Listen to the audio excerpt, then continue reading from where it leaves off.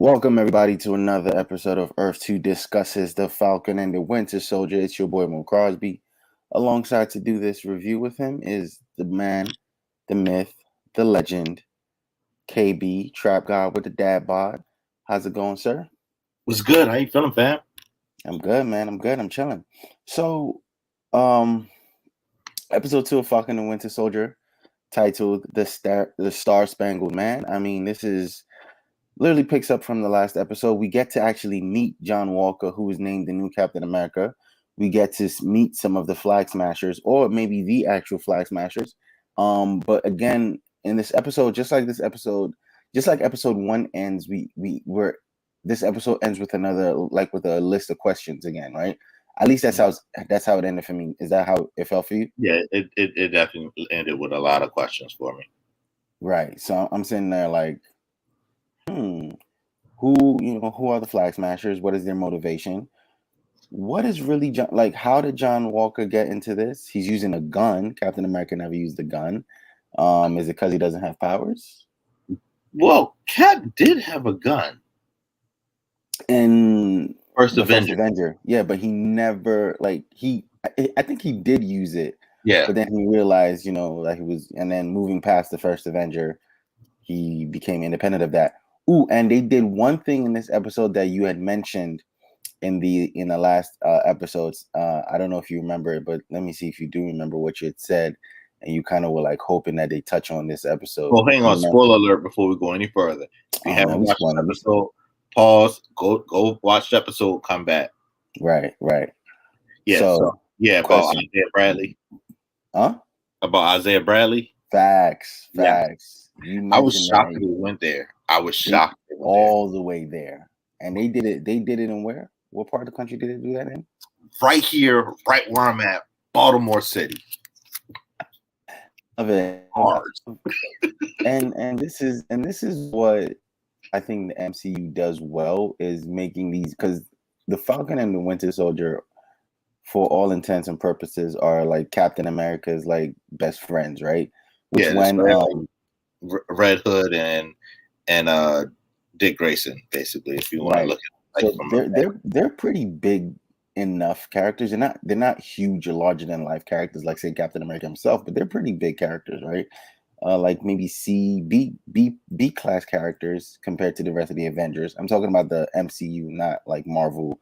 Okay, I would say Falcon. I would say is definitely like low A tier. He's not B, but he's definitely low A tier as far as characters in the Marvel comics. But like Winter Soldier has always been like a B, C tier character to me in the comics. But in the MCU, because the second Captain America movie was about him. So yeah, I wouldn't say a character in the MCU. Right. He's they're both big characters in the MCU. So Marvel has made them small to fit into a TV show. Right? And in doing that, I believe like a pause. Small. But in doing that, and Marvel trying to fit them into a TV show, they've made their story because again, this story could play out in a movie or, but they've made this story, they've segmented it and they've sectioned it to fit. Now, what were your biggest things from this episode? Let's start there. Big thing number one, they told the Isaiah Bradley story, and they showed his grandson. Right. So I smiled ear to ear when I saw his grandson. Like after they revealed that was Isaiah Bradley, and then you were able to put two and two together. Like, oh wait, that's his grandson. That's his grandson, right? Right. Oh, you're sowing that seed early, and you gave him a speaking role. Makes me think because nothing to Marvel is just, oh, this is just hanging fruit. They always come back to the hanging fruit. Yeah, they always do that later. So I was like, they're coming back to him. So I think we're going to get champions eventually. So I was happy to see that.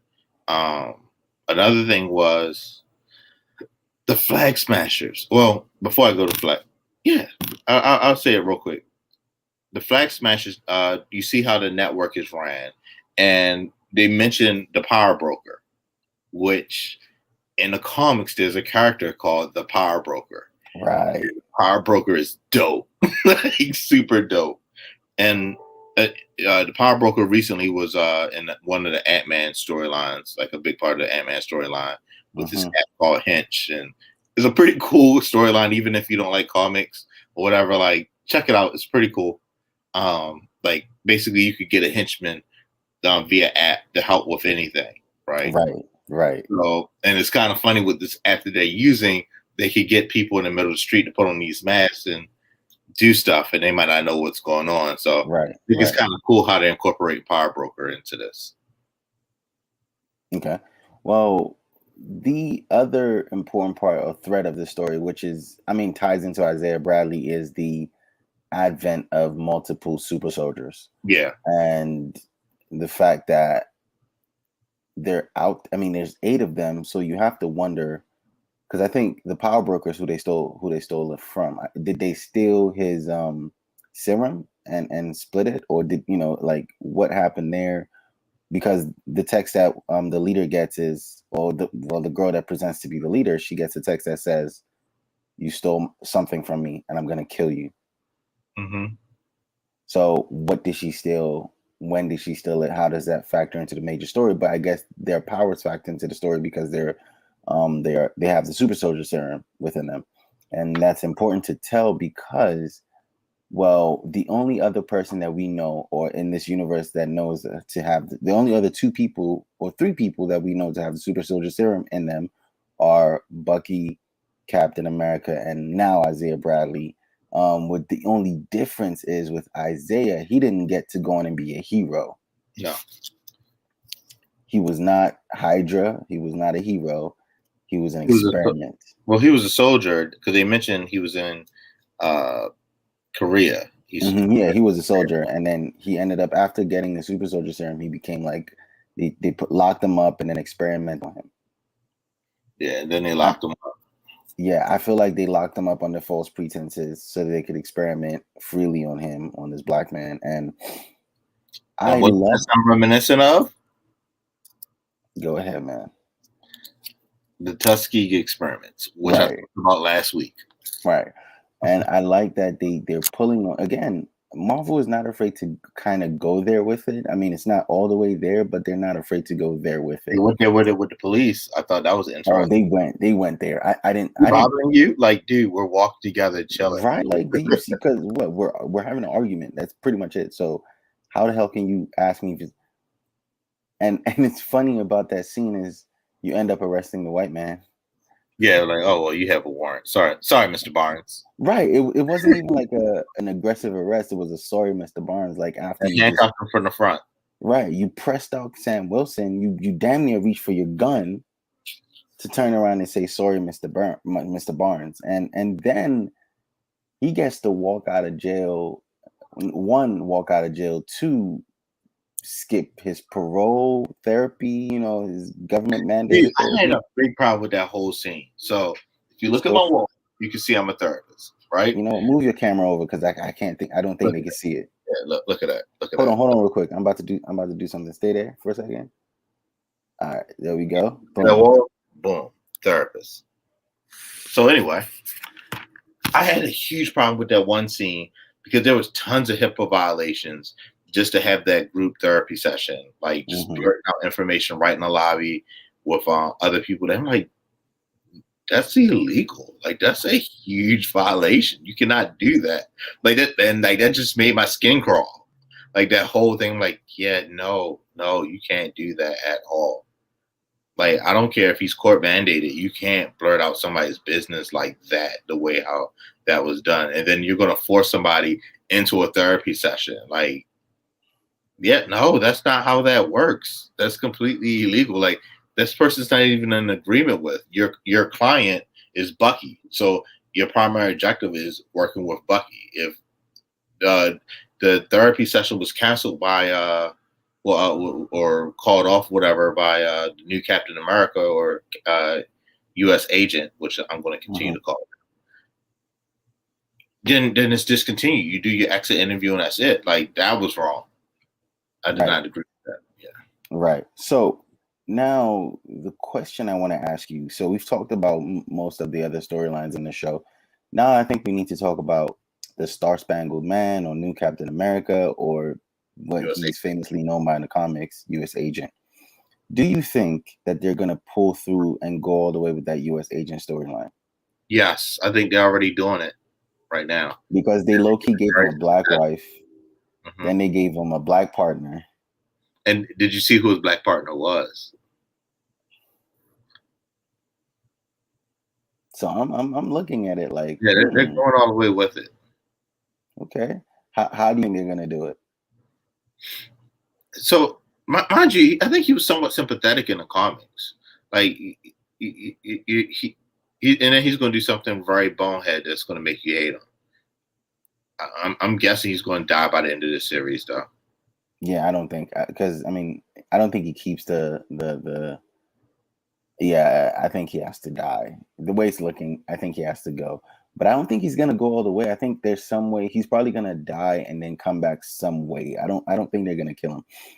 You know, if they run Secret Empire and they don't want to hire Chris Evans back, I think they bring him back. But he has to really win over the audience in order to do it. Like, eventually they're going to do Secret Empire. Like, without a doubt, they're definitely going to do Secret Empire. Right, but how do you do Secret Empire without bringing Chris Evans back? Multiverse. True. Nah, so all in all, I don't think there's so much we can say about this episode. I liked it. I didn't love it. So I do feel like the Flag Smashers are going to be either A, the Wrecking Crew, or B, the Serpent Society. I think Wrecking Crew. I'm looking at Wrecking Crew a lot more. For some reason, that big guy just gives me Wrecking Crew vibes. And that's what I'm also getting.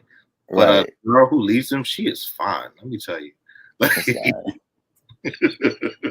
You know what's funny? I saw her and she gives me. Did you see Solo? No. Yeah. So the bad guy in Solo, like, it just gives me that kind of vibe. When I saw her, I was like, I've seen you before, but I was like, nah, you're a different person from the chick who played in Solo. So never mind. All in all, how did you feel about the episode at the end of when it was done? Do you like it? Love it? I liked it. I didn't love it. I loved different parts of it. Right. The episode went very fast, but it dragged at times too. I wanted more of that Isaiah Bradley scene. I thought we were gonna get more Isaiah Bradley. I thought when Bucky got arrested, I thought he was gonna turn around and go back and try to get some type of information from him. That's what I thought. I do, however, respect Bucky not telling anyone about Isaiah because he felt sorry for him. Like, that is like for Bucky to do that is responsible. And I think, and did you think in that therapy session that we both didn't care for, did you think that he was trying to say that Sam was trying to tell Bucky that, well, you won't understand why I had to give up the shield, because he didn't think America would look at him as Captain America, seeing that he was black? Do you think that's what they were gonna go at, and it seemed like they just pulled away from it? And I feel like that's like a writer's choice more than anything, because I feel like there's a cut of that he said it, and they probably said it when they looked at this whole episode and they realized they were already going with Isaiah Bradley. They were like, we can't go this far into the issue of racism in this episode. Wild. Well, think about it. You don't want to go. I don't want to say you or I would want to go, but remember, the audience for the MCU is not 100% black audience, right? And a lot of people, because of ignorance, get really turned off when it comes to racial issues. They go, oh yeah, I'm patriotic. Captain America's all about the flag. The flag's on the the flag is Captain America and the shield and all that good stuff. And Falcon was Captain America's sidekick, and Winter Soldier, that was Bucky, that's his friend, and they were in the military. It's a military show. And what is this racism stuff that we're talking about? I don't care about that. Right. This is not. Are you trying to say this is not Watchmen? Yeah, this isn't Watchmen. Like, Watchmen knew its audience. You know what I mean? Like, and just like Marvel knows their audience, so they know you only could go but so far without turning away a large demographic of your audience. So you think they're gonna do racism light? Oh, definitely. If you don't believe that, you have not watched this episode. No, because you're right. I mean, instead of going full on with Isaiah, they went, to a point. Instead of going full on with Sam, they touched, like it looked like that's what he was trying to say, but then he just said, you know what, you won't get it, and Yeah. just cut right there. Like, I just felt like there was so much that they were gonna do. I feel like it was there and they cut it out. Like they looked at it on the cutting room floor and they said this isn't going to make it there because it's going to be hard to stomach this episode. Mhm. But I think if there was any episode for you to do it, it'd be episode 2, so that you don't have to touch on it again. Right, but For think another about 4 the outcry episodes. that you would get from your audience that would just instantly go, you know what? I'm not doing this. Like I've Right. already had to endure WandaVision redoing Dick Van Dyke and everything, and now I have to deal with you guys waving the Black Lives Matter flag in my face. I can't do it. Like She was shoving Black Lives Matter down our throats. yeah, under the disguise of the army. We're patriots. We're patriots, daggone it. Right. I mean, you already did Black Lives Matter with the police. That seemed kind of upset me, because then he turns around and go, "Oh my God, I'm sorry. I didn't know it was you. I didn't recognize you without the goggles. Are you fucking kidding me?" Pause. What did that remind you of? Because I feel like this scene was a direct mirror of that whole situation with A-Train, when A-Train's foot was broken and he went to the store and the guy kept following him. I don't know. That Right. it seemed like direct mirror of that. Right. That's exactly what it felt like. And you know what? You're right. You're right. So yeah, I was kind of like really pissed. And it's funny that there are people hanging around, and not one of them, like not one of the black people, were like, "No, that's fucking Falcon." Like, even leading up to that Black Falcon. scene, yeah, the kid goes Black Falcon, and he goes, "Why? Is it because I'm black?" Like, Does that I make you think black out? I think my hope for this show is that they continue to sow these small seeds, so that at some point it's a full tree. I need to see I need to see them being overt with it. I don't want them to be very skinny with it anymore, or racism light. I need to see them go all the way in. And as you said, it's Marvel. They might not, because they know their audience. I mean, they did make Wakanda Forever, and I mean, but even then, it was racism light. Like even Killmonger, who was the quote unquote villain of the show, of the movie, how villainous was he? You know what I mean? Like you didn't see him on screen kill any white people. You know what I'm saying? Or overthrow any governments, anything like that. Like mm, there was only 2 white characters on the whole show, on the whole movie. yeah, Claw and the agent. Right.